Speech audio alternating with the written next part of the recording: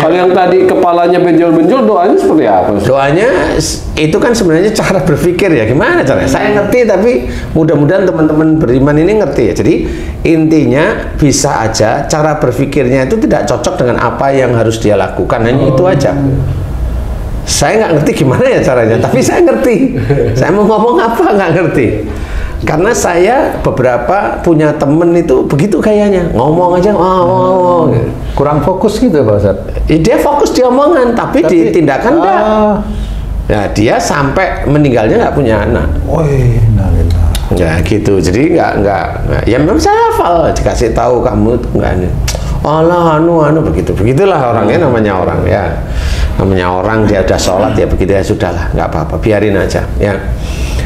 Nah ini mohon ampunnya di titik seperti itu. Ya Allah, jika selama ini apa yang aku omongkan dan aku omongkan dan aku kerjakan tidak sesuai, jika itu salah di hadapanmu sehingga menjadikan morfologi spermaku benjo-benjo, boleh aku mohon ampun, astagfirullahaladzim seperti itu.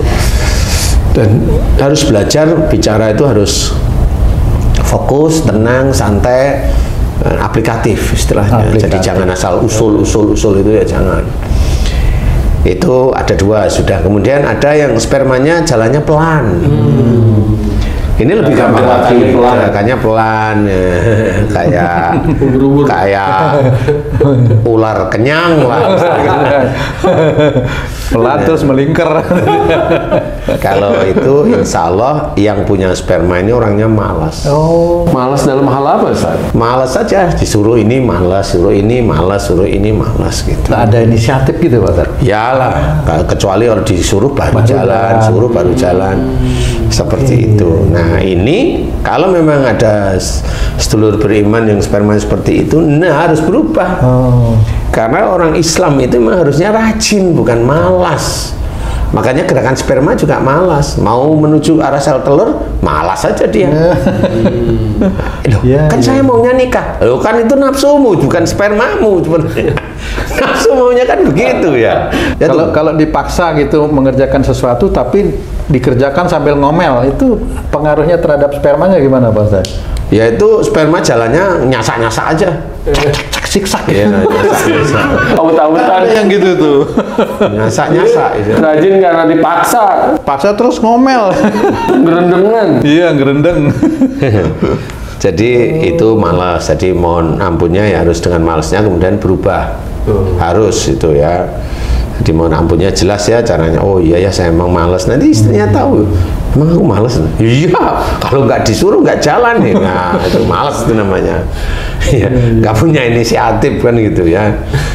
Itu spermanya gerakannya lambat. Mohon ampunnya seperti tadi. Mohon ampun ya. Kemudian kalau sperma itu geraknya cepat. Anda terlalu rajin. Tapi nggak jalan-jalan di tempat, jalan di tempat. Tapi gerak di tempat. Nah ini seperti yang kamu tadi bilang tuh, ngomong aja tapi nggak gerak-gerak, nggak jalan-jalan. Ngomong aja, semangatnya aja tinggi. Omdo lah. Omdo. Nah itu sama. Bisa gitu. Pengaruh, ya. Terus ada yang saya pernah nangani kasus spermanya jalannya malah mundur. Jadi dokternya juga bingung sebenarnya. Loh ini sperma kok jalannya mundur gimana? Takut dia sama sel telur. Oh ya. Atau ditiup. Jadi yang jalannya mundur itu orangnya itu punya keinginan itu kuat. Tapi di titik dia itu harus jalankan, itu langsung takut dia nggak jalan-jalan. Gitu. Jadi malah nggak jadi. Dia udah sepaneng dia ini nanti udah di titik sebenarnya harus dia kerjain malah nggak dikerjain.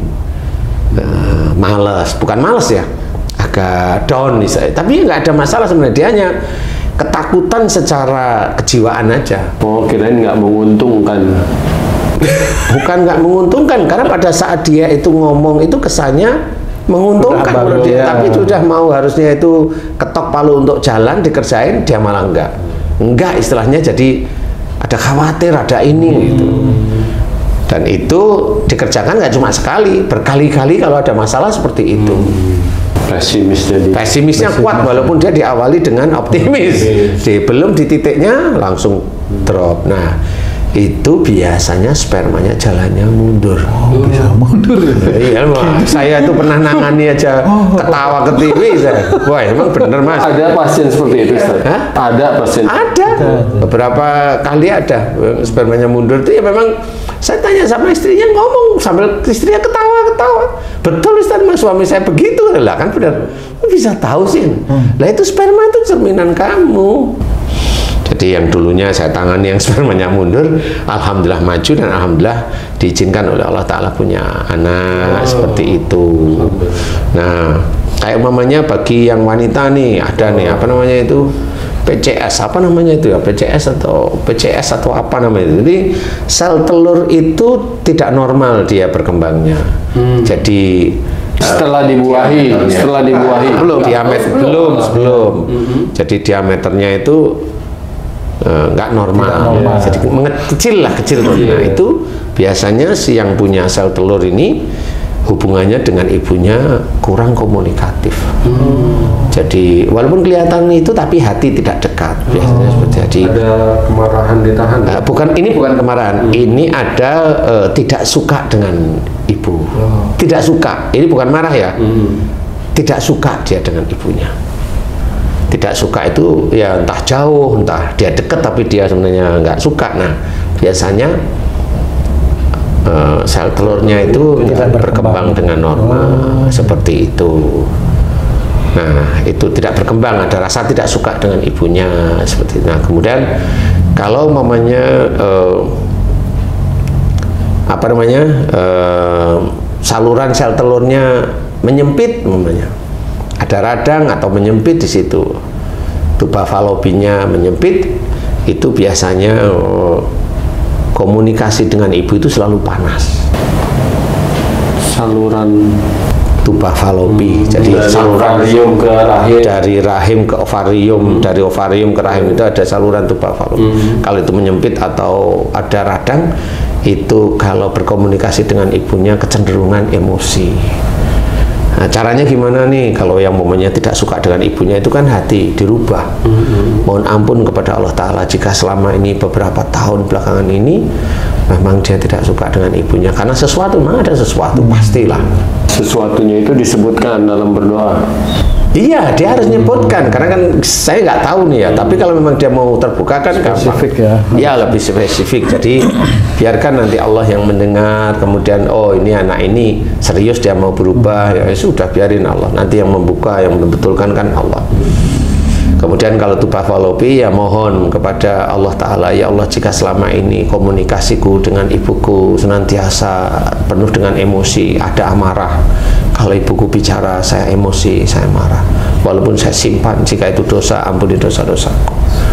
Seperti itu, mohon ampunlah. Kemudian kalau ibunya masih ada, minta maaf sama ibunya, seperti itu.